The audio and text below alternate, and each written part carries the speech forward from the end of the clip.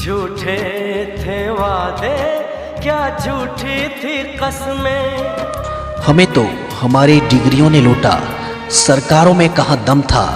मेरा भविष्य 2014 से खत्म हुआ, जहां हम युवाओं में दम था। याद कीजिए कितने उत्साह के साथ फॉर्म भरते थे सालों साल। क्या वो अब उत्साह हम युवाओं में रहा?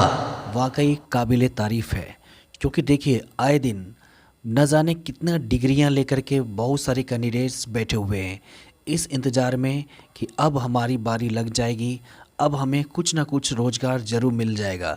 लेकिन आने वाले दिनों में देखिए क्या हालात बन चुका है इस सिस्टम में।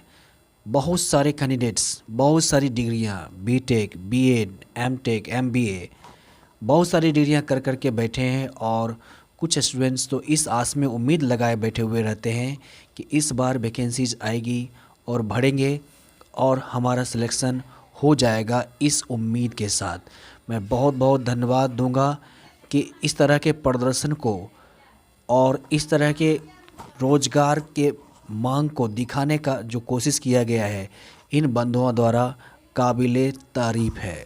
क्योंकि आए आए दिन जो स्थितियां देश में देखने को मिल रही है ये इसी चीज़ को बयां कर रहा है।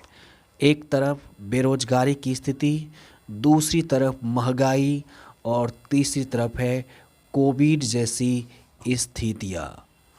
कहीं ना कहीं अगर इसकी वजह कोरोना है, कोविड सिचुएशन है, तो कोरोना कंट्रोल धीरे धीरे तो हो रहा है और इसी अनुसार धीरे धीरे इस पर भी ध्यान देना चाहिए जो कि देखने को नहीं मिल रहा है। वो दिन याद कीजिए 2014 से पहले, जब 2010 में, 9 में, 11 में, 12 में सालों साल आपको फरवरी जैसे ही लोग एग्ज़ाम दे देता था 10वीं का, उसके बाद आपको रेलवे की वैकेंसीज अलग अलग जोन में नज़र आता था। पटना जोन हो गया, दिल्ली जोन हो गया, गुवाहाटी हो गया, अलग अलग जोन में। और एक कैंडिडेट्स कई जोन में अप्लाई करते थे और उस समय मात्र और मात्र एग्ज़ाम फी जो था वो 100 रुपीज़ के आसपास था।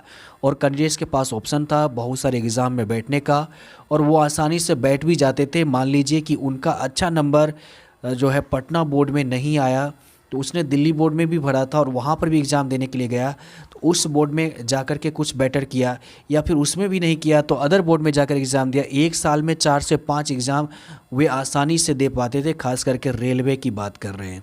और इसका रिज़ल्ट होता था किसी न किसी तरह से उसका सिलेक्शन किसी भी पोस्ट पर ग्रुप डी में हो जाता था। और विद्यार्थी इस उम्मीद के साथ कंपटीशन की तैयारी, इस उम्मीद के साथ बीए, बीटेक या जो भी है इंटर ग्रेजुएट ये कर लेते थे और उनका सिलेक्शन हो जाता था। तो इस तरह से लोगों को रोज़गार मिल जाने की चांसेस काफ़ी ज़्यादा थी। लेकिन अब देखिए क्या सिस्टम किया गया है। सिस्टम ये है कि एक बार स्टूडेंट्स एक बार ही फॉर्म भरेंगे और वे एक ही विकल्प देंगे, एक ही बोर्ड का विकल्प देंगे और उसका भी एग्ज़ाम हो जाएगा। एग्ज़ाम हो जाने के बाद रिज़ल्ट कब आना, एग्ज़ाम कब होना है, इसका कोई चांस स्थिति तय नहीं है। ये स्थितियां यहाँ पर बनी हुई है।